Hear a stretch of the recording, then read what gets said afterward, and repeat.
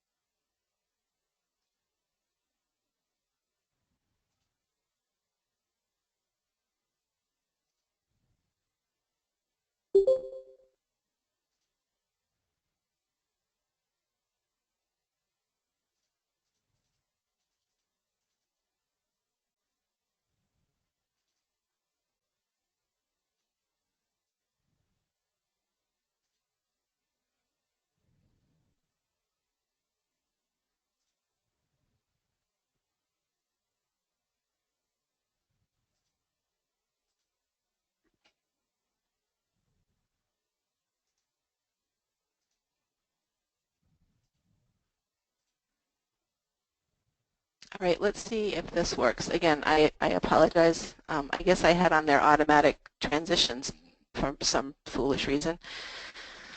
Okay, let's get back to where we were. Okay, so, oh, this thing I think is going to move again. So much for trying to have something fun for you guys. Anyway, if it moves, I'll just stop it again. So again, going back to the materials that you have are designed to help you with your tasks. When it comes time to actually meeting with your school district representatives, you want to make sure that you have ample copies of the Building Careers for Transition student brochures. If the SDR is not the individual who holds your IEP or 504 meetings with the students, you will want to suggest that they forward these brochures onto them. And then also make sure that you have copies for them as well in case they are contacted by families outside of the IEP or 504 meeting. Since not all districts have identified their ESE teachers or transition specialists as the SDRs, I recommend that your SDR let school staff know his or her role. The office, guidance, and ESE secretaries should know who the SDRs are for their schools. This will prevent any confusion with the parent or guardian who calls in to request for a STAR referral. As mentioned in previous TA sessions, you should be getting out into the schools where the SDRs are already identified. But for those where the SDRs are not identified yet, I recommend that you speak with your local ESE and student support contacts to kind of talk up the program with their ESE administrators. Keep in mind that your student support contacts might be your guidance counselor or even your school nurse. This would ensure that these district level administrators are hearing this information from me as well as from their local staff. You may even ask to hold an information session with students and their families to discuss STAR. It would be helpful for me to be able to reach out to an ESE director to let him or her know that there are parents already interested in STAR referrals, so they want to get on that as soon as possible. So just ways to kind of get this moving, and especially in some of those districts that may be kind of behind all the other ones that we have. So once the referrals are made by the school, this is when you go into action. You'll want to keep in schedule with the, you will want to initial, yeah, I can't even talk this morning. You will want to schedule the initial meeting. Please keep in mind that there are many, many ways for you to get in touch with students. The phone and emails for only 2 of them. You're also encouraged to send letter homes to families, to the students and families with predetermined meeting dates and times already identified if the contact by phone or email has been unsuccessful. I know there are some youth techs that are doing that as part of their process. They just sent home a letter and that's fine, but we want to find as many ways to be able to reach those kids as possible. It's also suggested that you use your SDRs as a way to reach out to your students. They do have direct access to the students. It can be very persistent as well as right on top of both the students and the families in getting them to their meetings. I'd also suggest that you ask your SDR for parent contact information. After all, they have signed that waiver or the release of information, and that they have the permission to make the referral. So if you're unable to reach the student, I bet you'll have more luck with the parents, especially since they are likely the ones who have requested the referral in the first place. The thing to keep in mind here is reasonable attempts. You should try to call and email students at least 3 times. You should contact the student, the SDR for parent information, and then attempt to contact the parent or guardians at least 3 times as well by phone and email. Your last step should be to contact the SDR again and let them know that you have exhausted all avenues of contact with both the student and parent or guardian. Again, they can be our biggest allies in getting these individuals on board. I know some of you did try to reach out to people over break, but I know there were families that were away, so if you didn't have any success reaching them over the holiday break, please reach out to them again.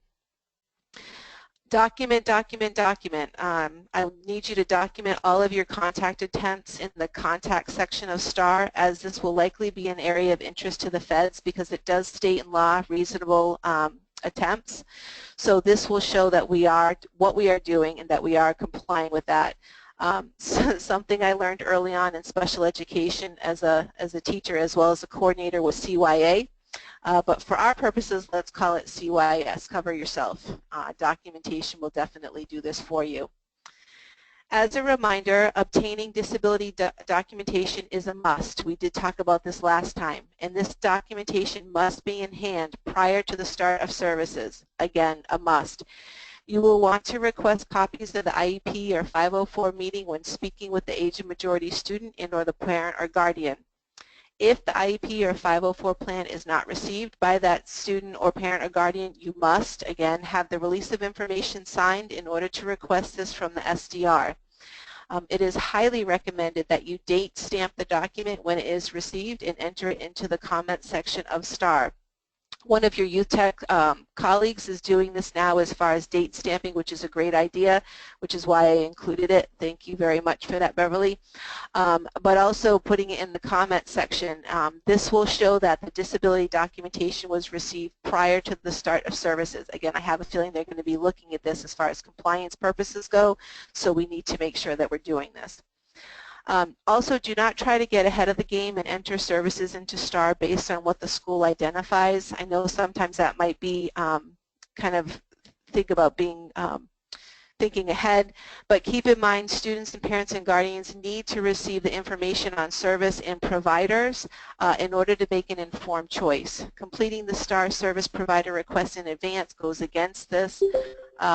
It would not look good on us if we have to go back and retract a referral. That will definitely have a negative impact on our provider relationships. So don't jump ahead. Just get those letters out to the families, get those appointments scheduled, and then be able to put in the correct information the first time. Okay, WIOA. In accordance to WIOA, vocational rehabilitation is able to work with students with disabilities ages 15 through 21. You know this. Also, as you know, in public schools, these students are identified as having an IEP or 504 plan. Students in private schools, however, might be different. They may not always have an IEP or 504 plan.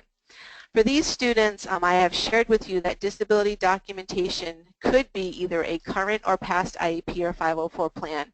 We also discussed that students using the McKay Scholarship to attend the school would also suffice. But we know there are some other situations that we looked into, and I'm happy to announce that now for private schools, we're able to allow the presentation of a disability documentation letter stating that the student is receiving accommodations or modifications based on their disability. The disability documentation letter must state that the student is receiving accommodations or modifications based on their disability and include the accommodations or modifications being received. To make this official, the letter must be on school letterhead and include the signature of the person from the school who has the authority to sign this documentation. If private schools have used any physician reports to document the need for accommodations or modifications, this may be referenced in the letter, but it is not required for confidentiality reasons. So you're aware this information has been distributed to the SILs as they were the ones who were kind of questioning what could be done for these particular students in private schools. And what I will do is provide this information to private schools as they contact me for information on identifying their own point of contact. I did include this today as I felt it was important for you to know about what is being shared with these inquiries, and if you do have any private schools that contact you, you'll know what you'll be able to tell them. Well, so far it's evident that you are intricately involved in STAR thus far. Your necessary involvement continues even after the student leaves your initial appointment or their initial appointment. We have talked previously about the requirements that providers will have to create reports. These reports will follow assessments, PPTs, and OJTs. These reports don't do us much good if they're not reviewed. They also don't do the student much good if they're not reviewed. In addition, you should be communicating with the student, parent, or guardian to assess their engagement in, especially if for long periods of time like with OJTs, and also for their reflections of the services, outcomes, and even the providers themselves. All of this information will help us to know what's going on and maybe future recommendations for either these students or ones coming forward. It is an expectation that you review the reports when they come in and talk about these with the students and family in order for you to identify things to celebrate, things that have gone well, and things that students may need to work on or areas that might need to be addressed. It is with this information that you can guide the students and our families and make suggestions for additional services or courses of action. Notations of report findings and highlights from your conversations with students and parents and guardians should also be noted in the comment section of STAR. I'll say it again, document, document, document. And all of the reports that you receive should all be kept on file, as with the IEP, 504, and if necessary, the release of information that was signed. All of those things you want to keep on the student. So once you have the information, what do you do with it then? And I'm talking about the report information. Well, once the student completes a PPT, he or she should be guided to participate in an OJT where he or she can practice the skills learned. This is the time when they get to try things out. If the student participates in an OJT and is unsuccessful, having a conversation as to why will likely lead to the student and family identifying missing skills. You may recommend that another PPT be done to help fill any missing pieces. Keep in mind that those PPTs and what they're for, when we're talking about the services or the outcomes of those work readiness trainings, it's not only the resume and the interview skills, but it's also the things like being able to appropriately deal with conflict, appropriately deal with your peers and in a place of employment. All of those kinds of things that help them to be successful there and then also in the future. But if they are having difficulty in that OJT setting, it could very well be that they've missed some of those things that they've learned. We also know, as I mentioned in our meetings when we went around with our LEA colleagues, that students with disabilities tend to need to hear things more than once, sometimes 3 or more times. I have kids who don't have disabilities and need to hear them a whole lot more than once or twice. So keeping that in mind, that it could very well be that a student needs that reteaching opportunity, or they truly have missed something in the PPT that they they should have learned. So again, that's where those reports come in handy. Those reports should identify things that the student is strong in, things that the students might need some additional work with, some of the things that the providers have found that they might be lacking as far as skills. Use those to help make decisions as far as how things need to be going forward. If a student is unsuccessful because he or she just doesn't like the work, maybe the skill level doesn't match what they thought it would, an additional assessment might be helpful to help them identify either another area of interest or some additional skill abilities. It is unlikely that students will be successful the first time around, as most have absolutely no idea what they want to do or truly what they're capable of doing. Most of these guys, especially the 15, 16-year-olds, they haven't even thought about employment. Well, actually, some of the 17 and 18-year-olds or older haven't thought about employment. So again, it's really helping them to explore. Keep in mind, STAR students have a number of assessments that they can take advantage of. They also are able to to participate in, as I said, in multiple PPTs if they have missed particular skills or if they require any additional opportunity to relearn those skills. Students are also able to participate in multiple OJTs. These additional opportunities give them an opportunity to practice skills in additional locations and even try out different fields as they see necessary. Because things that we thought we might have liked when we get out there and realize that it wasn't the case, or maybe our skill level wasn't where it needed to be, there are definitely other options, and we're able to help them with that, because the goal of all of these pre-employment transition services is career exploration. I do here want to also remind you that you have the ability to contact me at any time if you run into any situation that you do not know how to handle with a student. Say you've gotten reports, you're not sure what recommendations to make. Give me a call. Again, I've gone through this. I was an ESE teacher for 23 years. I know I can help you with that. But you also have the support of your supervisor and also the counselors in your office who can be a great help as well. Please use the resources that you have available to you. We want to see you succeed because after all, your success will be your student's success. So as you know, with the implementation of WIOA, we are opening up the doors to all youth with disabilities, and this includes students with hearing loss. When you receive a STAR referral, there is a section for the SDR to fill out as far as a need for accommodations. One of these accommodations is for an ASL interpreter.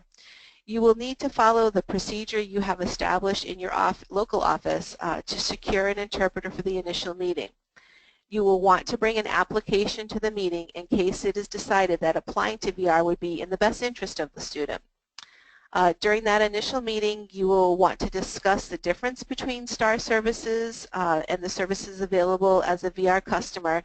I know you know this already, but this does include those the opportunity or the potential for students being eligible for post-secondary education and training, supported employment, those time-limited treatments, job placement, transportation, and also assistive technology and devices. So you're aware that this list is included on the Building Careers for Transition Students brochure, so you can point this out to families when you're at that meeting. At this time, students who require ASL interpreting services should be encouraged to apply to VR. Keep this in mind. We anticipate an upcoming change in regards to auxiliary aids and services.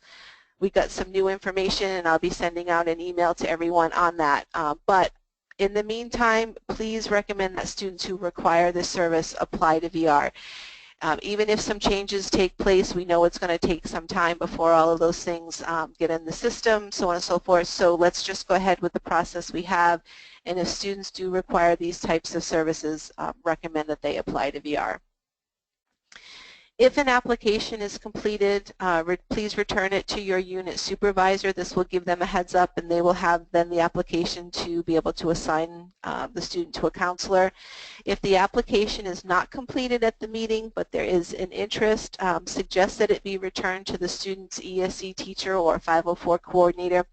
And then again, make your supervisor aware. Of course, the parents are able to bring in and do a self-referral or bring it in themselves, that's fine. But if we can, again, keep those lines of communication open and have things going through the school, that would be in everyone's best interest, so everyone is aware.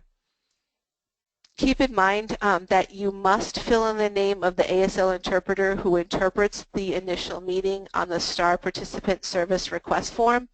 I talked about that last time, but the reason we have to do that is because this procedure allows us to track that the accommodation or interpreting service was provided as requested. Again, it's documentation showing that we complied with the request that we received. IT has found a way to add the STAR referrals to RIMS as a way for easy transfer of information if and when the student does decide to apply to VR. These students are identified in RIMS as the youth active under the status column. Your colleague Sal has begun to explore RIMS and identified some features that you might find helpful. For consistency purposes, however, I request that you continue to put all of your notes and documentation in the comment section of the STAR referral. You may use the TTD section to provide guidance to the office techs handling the generation of the STAR authorizations. Sal did share with me that there are some templates in RIMS that you might be able to use. One, for instance, is a blank letter template. I invite you to take a look around and see what other features may be useful, but please share these with me first. What I'll do is I'll review them and run anything questionable by IT. What we don't want to happen is for us playing around with this or starting to use things and then it mess things up for STAR. So I'd rather run it by IT to get the green light. Once we have the okay, I'll share them with you. And Sal did provide me a screenshot, which I'm going to share with you on the next slide. And Sal, if you are on the call, and I have to scroll down to see if you are, I was wondering if you would be willing, able to kind of share the things that you actually discovered in RIMS. I'm looking for your name here. Come on, where are you? Oh my God, Sal, I can't find you. Hold on, if you're here, I'm going to get you. Oh, there you are. Okay, Sal, I unmuted you. Is there anything you want to talk about with this, what you've discovered?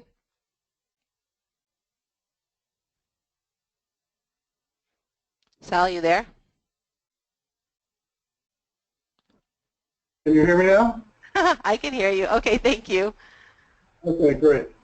Yeah, as we were tinkering with this, noticed that we originally were going to use emails to send to the tech that would actually create the authorizations, but since the individual is in RIMS, there's a way to generate a TTD if you want to use that means of sending the auth request. Obviously, you can't do it on the side because you'll see the sidebar is all blank. But you can go up to links, and you have those functions all the way to the right. If you go there to case management screens, you'll see the some of the things you can do. Now, I don't know all that can be done yet. I just started to tinker with it, but it looks like we can create some the things to do, and you'll see that towards the bottom there, and some templates as well.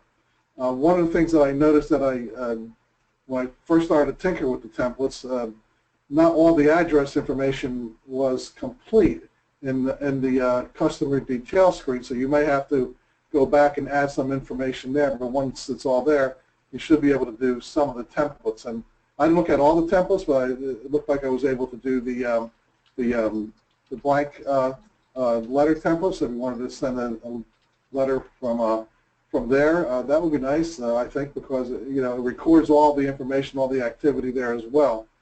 Looks like we can also do some case notes, but that might be a little redundant from the perspective that you can also note in the do notes as well in the authorization and in the STAR program. So that's pretty much all that I was able to figure out so far. I'm sure there's a lot more there to it, and as we tinker with this, we can probably figure out some more things that we can do. Okay. Thank you, Sal. I appreciate that. And again, I appreciate your being kind of forethought into going and looking around. As I mentioned to you yesterday, I'm always afraid to go into these systems because if I mess anything up, so I don't do a whole lot of tinkering with IT kinds of things because A, it's not my strength, and B, I would just feel terrible if I did something wrong. So again, if you find something, please just send it my way, and then I will go through it with IT and make sure that we're all set and good to go. So thanks again, Sal. I also noticed that I guess I'm going too fast, so I'm going to try to slow down, and I do apologize to the interpreters. I don't always see the comments because I'm going through what I'm doing. So if there's anything that needs to be repeated, please let me know, and I will definitely do that. And again, I deeply apologize for that. Okay.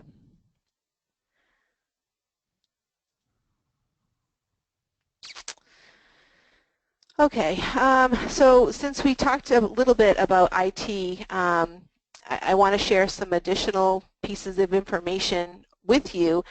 We have identified a huge number of schools that were not included in the STAR drop-down box originally. it kind of came to light when I had a few people saying, hey, this school's missing, that school's missing. So when I went and looked into it, all of the K through 12 schools, the K through 8 schools, and also the middle schools were also eliminated from this list. So I have identified all these schools, and all of these schools have been sent out to area directors to have their units attached to them. Once I have all of them back from the directors, I will check for accuracy, and then I will forward these to IT to either be uploaded, downloaded, however they do that, I'm not sure. In regards to homeschool students, there have been a number of students and families who have voiced an interest in STAR services. Since homeschooled students do fall under the responsibility of the public school, the SDR who is responsible for entering the STAR referrals for that student's quote-unquote would-be school should be contacted by the parent. If the parent is unsure, please give me a call or email me with the following information. So their name, student's name, their age, their grade, if they are associated with the grade, and also their address. What I'll do with that information is I will then reach out to the point of contact to find out who the correct SDR would be for that student. But if the point of contact prefers, I can always give them the information and then have him or her follow that, forward that to the appropriate SDR. It's whatever, you know, the point of contact prefers, but I certainly don't mind being that conduit. But I will, for you, provide that information to the point of contact and then find out what route is best that they prefer. Also, please note that there have been a number of STAR referrals that have been entered by SDRs for students who have already started the VR process. When I was looking at the dashboard and to see why some of these kids hadn't been transferred to a youth tech, I noticed that they already had their social security number in the system. When I looked, they were actually, some of them were almost in plan development. So this is probably something that the school districts have, maybe they didn't hear when I talked about this in the training I did, so just reinforce this with them that if a student has applied and they're going through the process, they would not be not to do a STAR referral. Again, it's just something to reinforce with them. This way it will keep us having to reject as many people, the numbers down as possible. We want to make sure that our educator friends have as much information as they can to be making positive and successful STAR referrals. Hopefully all of you have seen that there was an IT push that was done this morning. According to Karen Bristow, the already assigned and closed issues were fixed. So what this means is that any student who was once in RIMS but their case was closed, so for instance they refused services, they couldn't be found, whatever the case may be, they should be able now to be served in STAR. So we have run a couple of test cases, actually more than just a couple, and things worked out fine. If for some reason you're still having issues with that, again, please let me know. Who knows, there could be another bug there or it could be a different bug, but we'll work on that. I know that there are many students still remaining on the dashboard, the supervisor dashboards. Please make sure, supervisors, if you're on the call, or youth techs, ask your supervisors to go in and assign these individuals to you. If you have a supervisor that is out, please feel free to give me a call and I can do that for you. I want to try to get these kids into service as quickly as possible, because I know their school district representatives have probably been biting at the bit, wondering, chomping at the bit, what's going on with this. So again, hopefully that has been taken care of. And those of you who have had issues with your dashboard, additional information for you. It seems as though that there was a fix to the dashboard problem. Karen does say that some of you have the ability to view information on the admin dashboard but not change, and that I think has to do with because some of the permissions that you have anyway. So for those individuals, instead of doing a complete rewrite, what they've done is IT has added a link from the admin dashboard that will take you directly to your youth tech or supervisor dashboard. So you'll see that here on the screenshot that I have where it's been added tech dashboard. So all you should have to do is click on that and it should bring you to your own dashboard or even the supervisor dashboard. So hopefully that's been fixed and we'll get through all these other things. If you do get any kind of error messages, I'm just going to repeat myself on this one. I know actually Sal and I were working through a referral this week and he got a huge box of red. We have no idea what that huge box of red means, so if you're having any issues, if you do have any issues, if you have anything above and beyond what's already been shared with IT, please do a FITS request, please do a screenshot, and again, they'll be able to look into that for you. And also, if you'll email me and let me know, that way I can follow up to make sure things don't get forgotten about.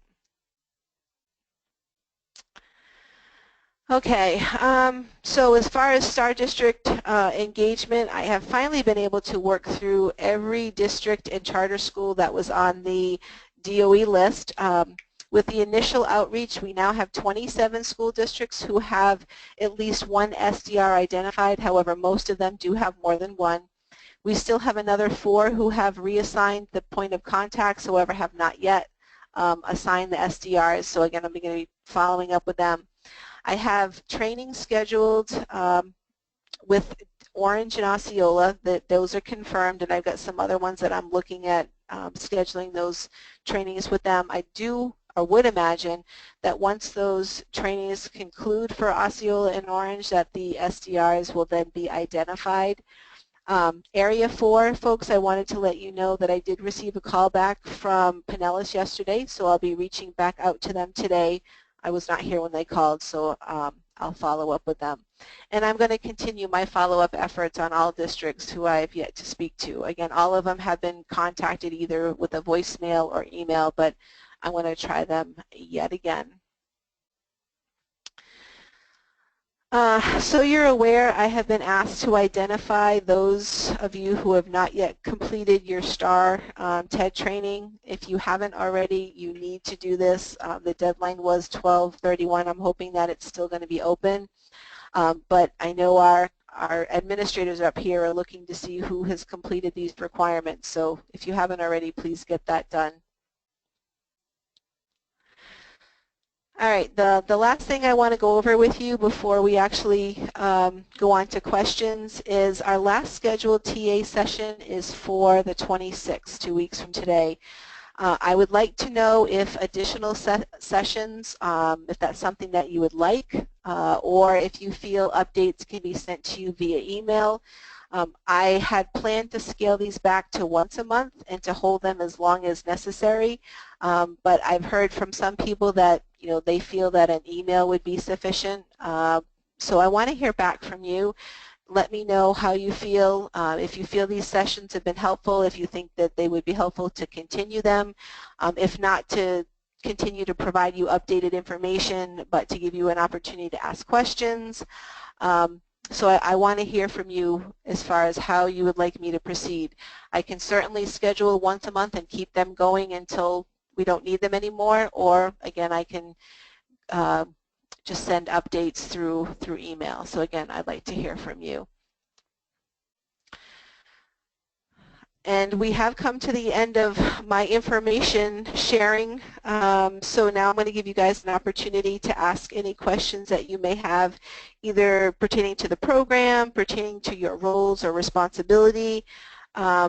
So go ahead and start thinking about questions. I'm going to go through and I'm going to look to see if I might have any questions already, and it looks like I do. Give me a second just to scroll back up and get to the top here.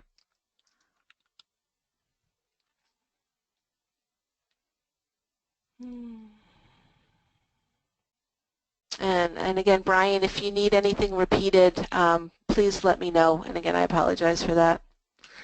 Okay, so I am new to the youth tech role and wanted to know if there is a bifold or trifold step-by-step enrollment process brochure developed for the distribution to the school SDR. So as far as the enrollment process, what we have, Michael, is we have the brochure that I referenced, and it's not so much a an enrollment process, but does give information as far as the 2 pathways to pre-employment transition services, and STAR is referenced there. There was a training that was done for school districts, and I've been doing a lot of like individual TA as far as what that process is.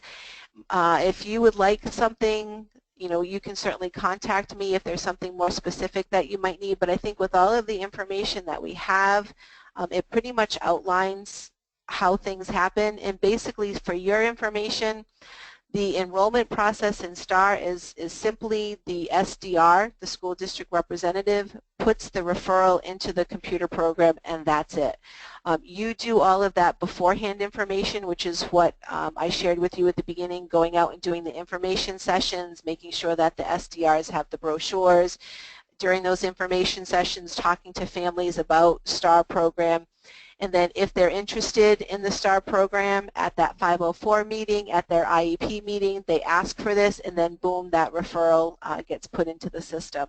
So it's very simple, it's very basic, but if you feel something else kind of needs to happen, or if you would like something specific, then either call me or email me and we can look at what you think you might need, and then I can help you with that.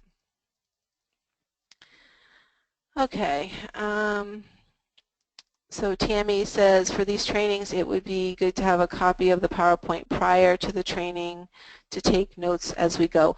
So Tammy, I have to be completely honest with you, although I have the majority of the presentation done, a lot of times I'm updating things at the last minute, for instance like the IT things, so I can certainly have them available to you right after. I know taking notes would be easier, but it's hard for me to get things out because there could very well be changes from, like, say, yesterday to today. So I'll do the best I can. Do know, Tammy and the rest of you, that all of these webinars are included, as I've said 100 times, on our VR iNet. There's also the webinar recording as well as the PowerPoint. So if you've missed anything, you can go back and review. So Tammy, I'm sorry about not being able to give it to you ahead of time. Kimberly, are we able to utilize VR interpreters or do we need to hire out?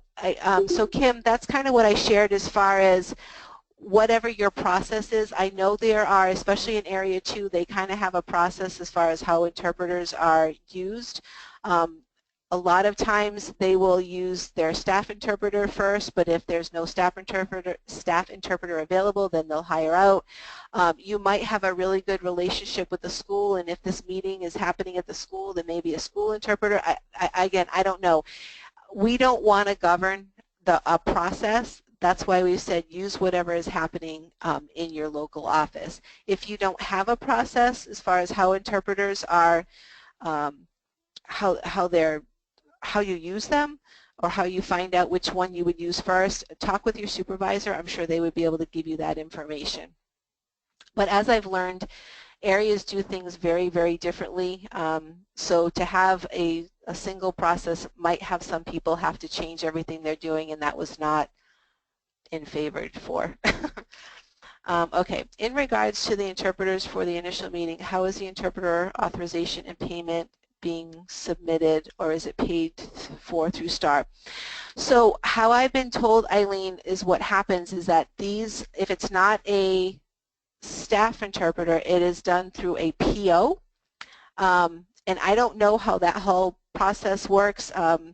Stevie Fenton would probably know, and I could maybe get some initial information from her, but I don't know that information. I can tell you as of right now, it is not paid through STAR. As I mentioned, there are some changes coming down the pike, and I think that might be affected as far as the last part of that, as far as being paid for through STAR. But we have no additional information really at this time to confirm anything. But as soon as we do, as soon as I get that information from our higher-ups, I will certainly let you know, and then we'll go forward from there. So as far as what I know right now, it's a PO. But again, your supervisors might know more about that as far as how you guys do things. Okay, Tammy, we are not going to have interpreter services for STAR clients after the initial meeting, question mark. We need to have them apply to regular VR. So, yeah, Tammy, that's kind of what information we've shared with you up till this point. The interpreters have been or would be provided for that initial meeting, and then it would be at that initial meeting that you would review STAR and review VR and let them know, let families know that if auxiliary aids and devices, if interpreters are going to be needed, then you would want them to apply to VR. Again, there's likely going to be some changes to that, but until we have anything official, we're just going with what we've originally shared, which again, if you have a student who has a need for interpreting services or those auxiliary aids or devices services, that they should go through the regular VR process. In RIMS, is that the correct social security number? Yep, so the students that I've looked at as far as, oh, I've got a call coming in, hold on. As far as RIMS go, when I've looked at the social security numbers and I mean, all I have to go by as far as what's in there, I think they are correct, especially when I've had people give me a number and said, the student's not going through in the system, and when I've looked, the numbers do match. So when it comes to if there's any student that you're finding does not have a correct social security number, there could be something that maybe the STAR school district representative might have put in there wrong or something. I don't really know. But if that is the case, if there are any students who do have an incorrect SDR, then I've been told that one of those data modification requests need to be put in place in order to fix that. So that might be on an individual basis. So Tammy, I'm pretty sure that the social security number in RIMS is correct. All right, so Eileen asked the same thing, how do we pay the interpreters for that initial meeting? Again, I'm pretty sure that it's, if it's not a staff interpreter, it's going to be the PO.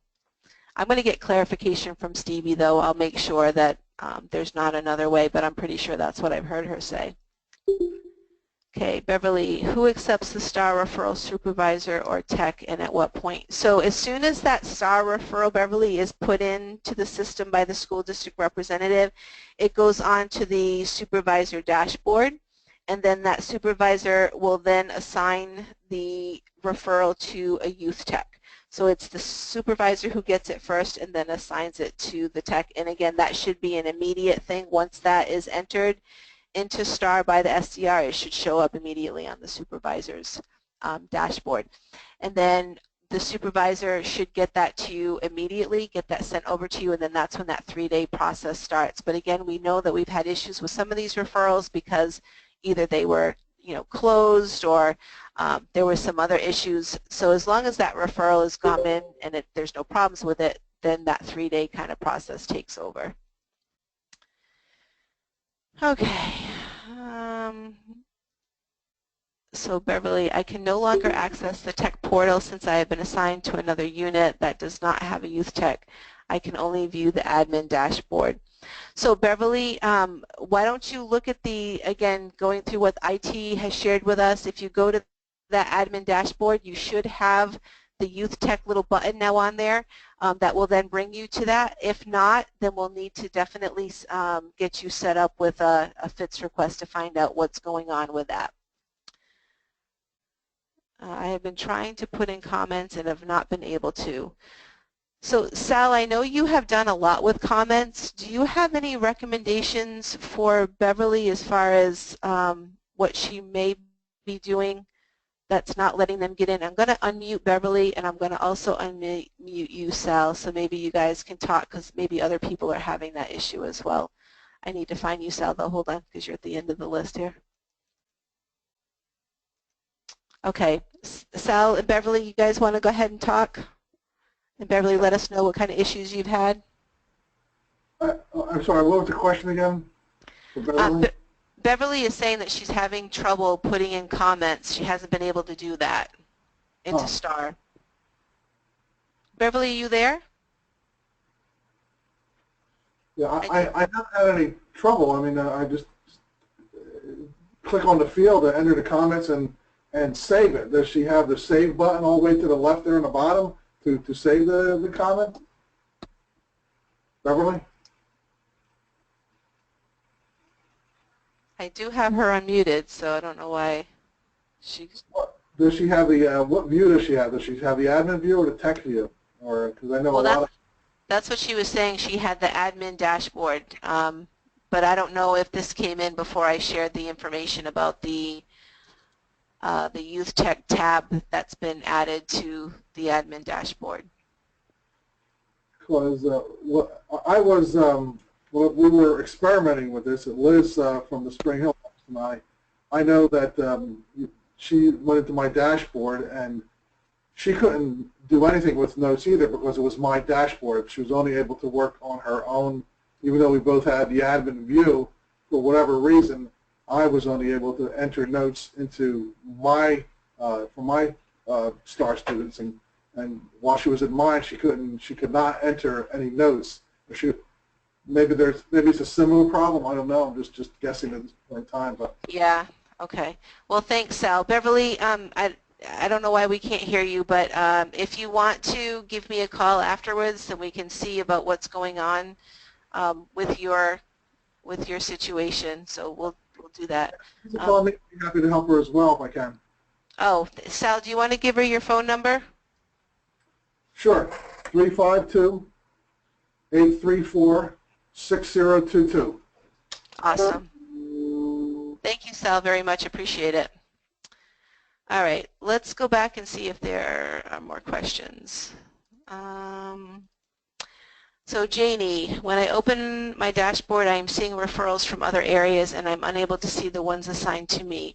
So Janie, unfortunately, as a supervisor, you see all referrals, and I've put in a request to see if we can narrow these down to just the ones in your area or your unit, but so far I've been told no to that. So you will have all of them. What you're going to need to do is go into and do a search. So if you search for your particular area and your particular unit, you should come up with your the referrals that have been assigned to you, or those who are actually have been assigned to the supervisor and then who would be assigned to the youth tech.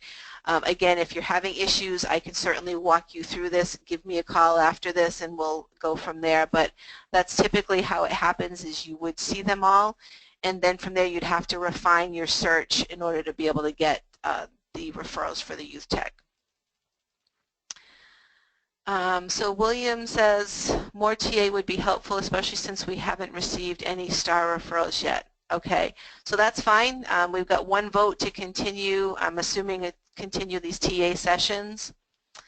We have another from Denise, and I'm sorry if I pronounced your name wrong. She'd like them to continue. Tammy is asking, where do we get copies of these sessions? So Tammy, if you go to the VRINet and you go to bureaus and you look at transition youth, under that there'll be on the left-hand side a STAR tab. If you click on the STAR tab, then all of the information, all of the resources that have been developed are all located there. So all of the PowerPoints are there. The recorded sessions are there, as well as the supplemental material that I've created for the youth techs. If you have trouble finding them, just give me a call and I'll walk you through that. Okay, so Janie says sessions are helpful. Susan, I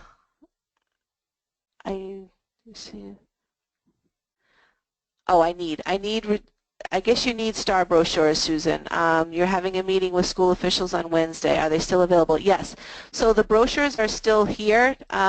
Susan, if you want to, if you haven't gotten any from your unit or your area, because I know that's where they were sent to, were the area offices, give me a call after this. I'll get your address and I'll get them sent out to you. So just give me a call afterwards.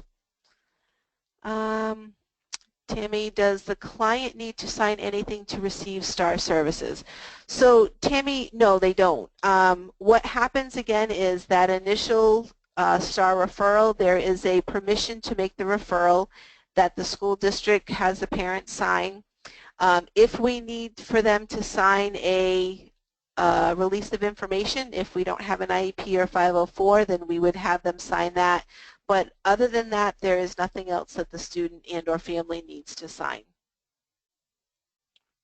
But you will want to have conversations with them about their commitment. In fact, in the script, it does talk about that there is that level of commitment that they have when they're signing up for the STAR services, so we kind of address it there. Okay, Sarah, we need more info on how RIMS will work with STAR students. Who puts them in RIMS? They are usually assigned to a counselor. How will that work about alerts? What's generated with RIMS? Okay, so Sarah, is when it comes to RIMS, you really shouldn't even be worrying about RIMS right now.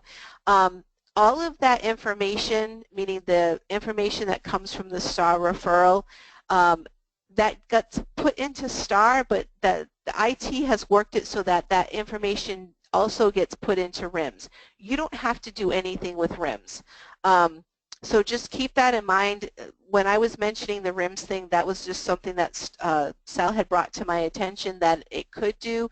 I wouldn't even worry about that. You don't have to worry about RIMS until the point when the student wants to apply for services. And then that's when the counselor would get involved, and that's when that normal process would take place. So for now, don't even worry about RIMS. It was just something I wanted to share with you. All you really need to be focused on is STAR. Hopefully that helps. Again, and maybe I shouldn't have even have introduced that. I might have confused people, and I'm sorry if I did.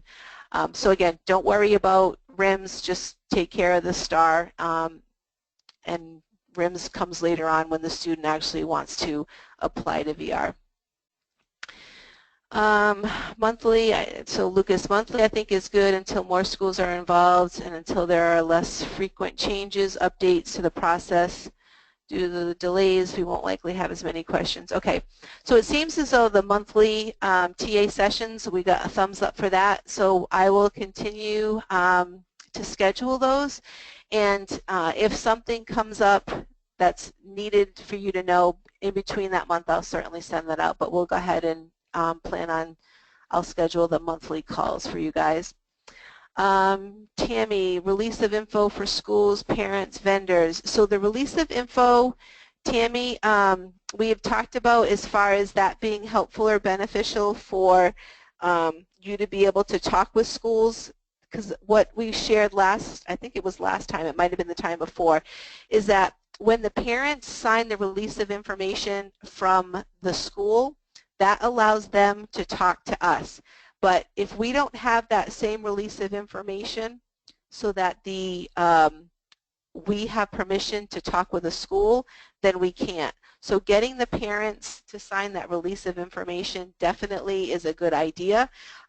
If we need to talk to, providers, and that's kind of part of the work that we do, but I think it's more that sharing of information with the school, so that if the school wants to know how the student has done in their PPT, how have they done on their assessments, how do they do on their OJT, we're going to be able to share that information with the schools if we have that release of information. So it's a really good practice to get students to sign that, just so you have that thumbs up or that green light from the age of majority student or the parent or guardian that you're able to talk with those specific people.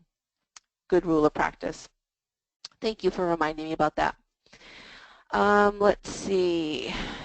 We've got just logged into complete the training on TED, but many sections are locked. Will they unlock as I complete the training? Yes. So they do need to be completed in chronological order. As you complete them, they will unlock, and then at the very end is when you get to sign off saying that you completed everything, you understand, so on and so forth. So yeah, they do need to be completed in order, and they all need to be completed. I know there's a lot for the youth techs, and I apologize, but there certainly is a lot of information there. Um, my concern is finding the time to perform my new STAR tech duties. I am already extremely busy with my current VRT work. Does anybody else have the same concern? So Charnel would like some feedback from the rest of you. So Charnel, what I've shared in past sessions is that as these referrals come in, that should be your primary responsibility because that is what you've gotten the increase for. So we kind of acknowledge that as these referrals are coming in, there might be some youth techs that don't have a lot of referrals, so they are still able to do some of their tech duties. But as we get many of these referrals, especially since you're looking at having to review reports and having to, have that constant communication, I shouldn't say constant, but regular communication with students and families and providers, that there's kind of a balance as far as your tech duties and the youth tech duties. So just keep that in mind, and if you're having a difficult time, my suggestion would be to talk to your supervisor, especially as these STAR referrals come in. But does anyone have anything that they'd like to share? If you do, raise your hand and I'll go ahead and unmute you.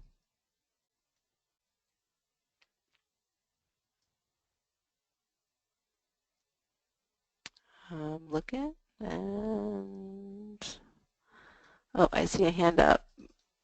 Vivian. Vivian, did you want to share something on that comment?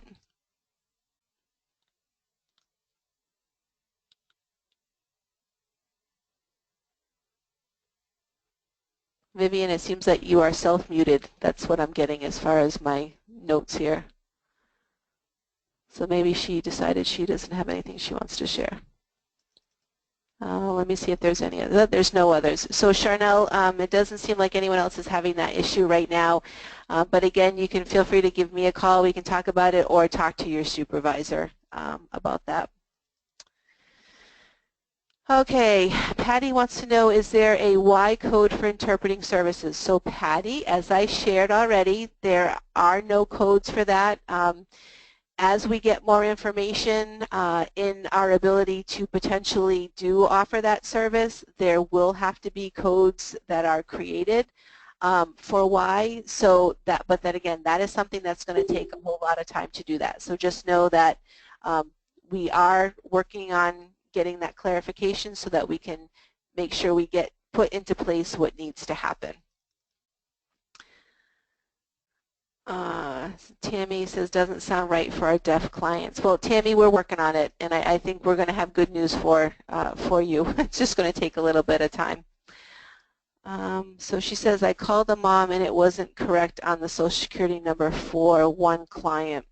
All right, so Tammy, give me a call, email me, and we'll talk about that Social Security number because, again, it's probably something that the SDR put in incorrectly, and we'll have to get that fixed.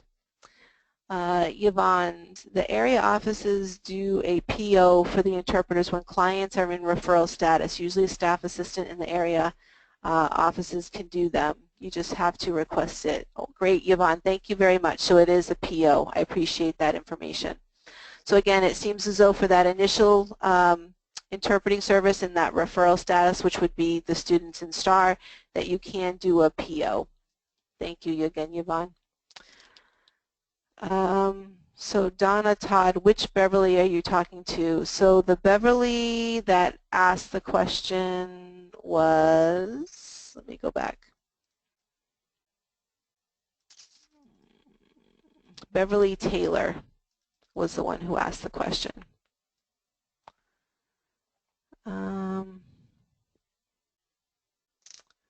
Okay, let me go back to where I was. Sorry guys, this isn't very convenient having to try to walk through these comments.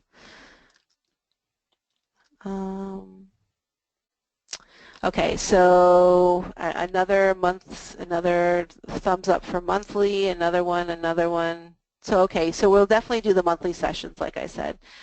We'll continue doing that. All right, so Tammy then asks, what about releasing records, evaluation records to clients? Are we doing the same way for VR clients? What about releasing records, evaluation reports to clients? Yeah, I would, Tammy, whatever process is established in the office as far as that goes, you want to continue that same process. So if it's releasing evaluations, all of those kinds of things, or the reports, whatever process you have, go ahead and continue that process for the STAR students. Kimberly, I love that you have an open door phone call policy for any questions that we have after the fact. I do think that meeting at least once a month would be beneficial. Yep, we're definitely going to do that. Do we need a copy of the school release of info in the file? Nope. Tammy, I wouldn't say you do need that. As long as they have that release on their end, which is again why they're able to talk with us. All we really need to be worried about is our release so that we can talk to others. The school release covers the school, our release and our waiver will cover us. So you shouldn't need to have copies of that as well.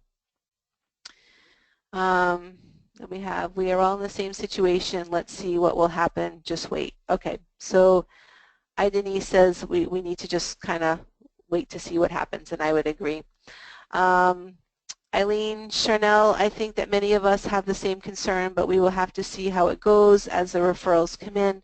I'm sure all the supervisors are aware of our concerns. I know that my supervisor has been very supportive of my concerns. Eileen, thank you very much. I think that's a great thing that your supervisor has been, because I have a feeling that's going to be the case for all of them. Caridad says, I'm in Area 6. When will we see the pay increase? So Caridad, what you need to do is talk with your supervisor, because I did bring this to the attention of the of HR up here, and what the recommendation was is that you talk with your supervisor to find out when that paperwork was put into place, when it was submitted, and then go from there. If you need any help with that, as far as once you've contacted the supervisor and the follow-up, I can certainly help with that, but your first step is going to be talking with your supervisor to find where that has gone. But I did know from the last time we met, I did contact them, and then they said that the paperwork hadn't been submitted from the area, but that was, again, going back probably a month now. So hopefully there's been some progress in that. I don't see any other questions, so if no one else has anything that they want to ask, again, please give me a call, email me. Actually, give me a call. It's so much better to call me because then I can answer. But thank you all very much for your time, and we will see you in a couple of weeks. Have a great day.